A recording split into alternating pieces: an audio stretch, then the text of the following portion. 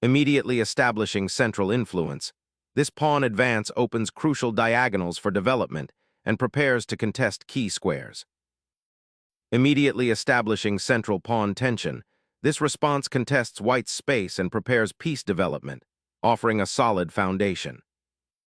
Seizing the center with a pawn sacrifice, this gambit creates immediate dynamic possibilities for your pieces. Establishing a solid pawn triangle, black prepares for piece development and potential central pawn breaks, albeit with a slight initial spatial constriction. Developing a knight here prepares for castling and stakes a claim in the center, a logical step towards building an attacking structure. Developing the knight further solidifies the center and prepares for queenside castling. Developing the knight here supports the central pawn advance and prepares for kingside castling, subtly claiming more board presence. Solidifying the pawn center, black prepares to support the d5 pawn with dxc5, while potentially opening lines for the queen's bishop. Solidifying the center's pawn structure now prevents immediate cracks and sets the stage for a patient queenside expansion. Developing the knight to d7 is a prudent reinforcement, solidifying the queenside pawn structure and preparing for queenside expansion.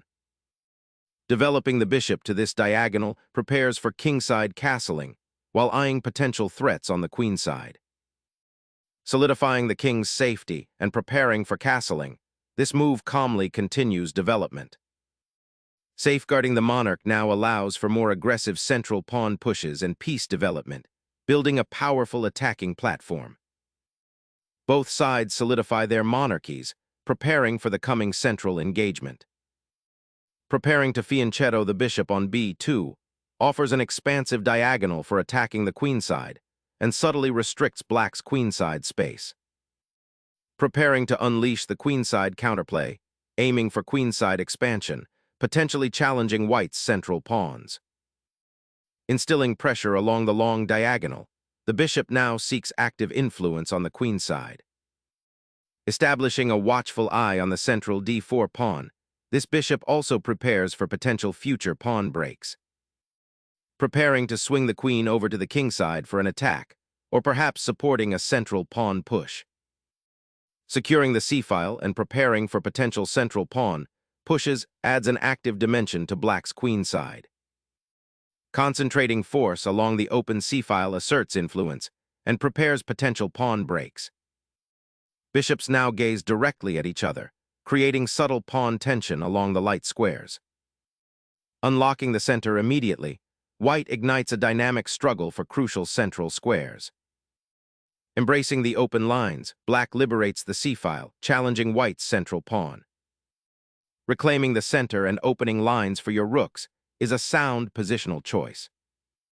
Boldly challenging white's central pawn structure, this advance opens lines for black's bishop and knight while igniting immediate tactical possibilities. Unlocking the central pawn structure, white opens a diagonal for the queen and aims to exploit the temporarily weakened dark squares.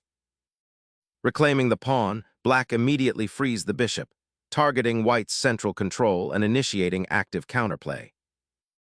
This knight transfer aims to activate the queen, reinforcing central control and preparing for a potential kingside attack. A stabilizing retreat, safeguarding the queen and preparing a more active deployment of the pieces along the central files. Seeking initiative by attacking the d6 bishop, potentially opening lines for the knight. A daring sortie to the queenside, aiming to exploit the momentarily unguarded d4 pawn and perhaps disrupt white's central control.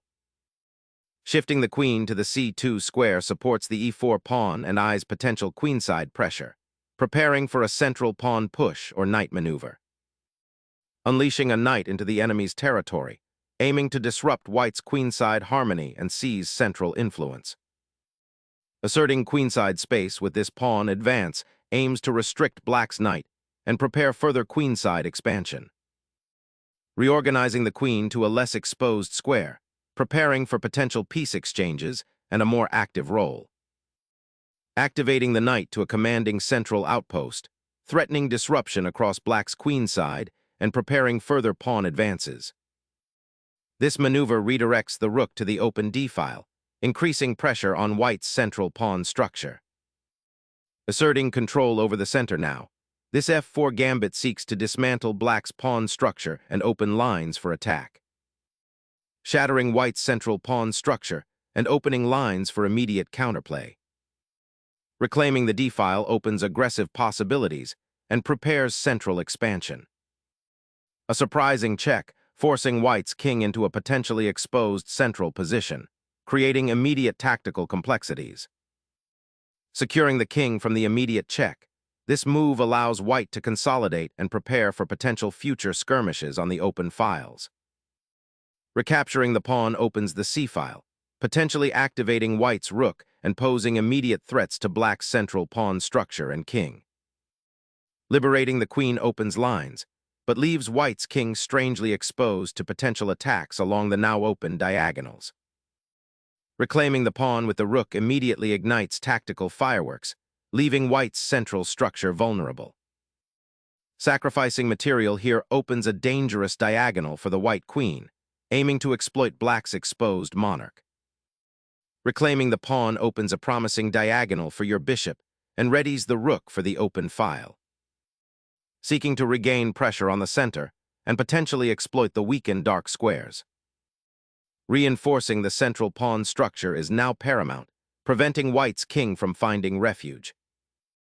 Pushing the rook to the kingside aims to generate attacking possibilities and potentially isolate the black king.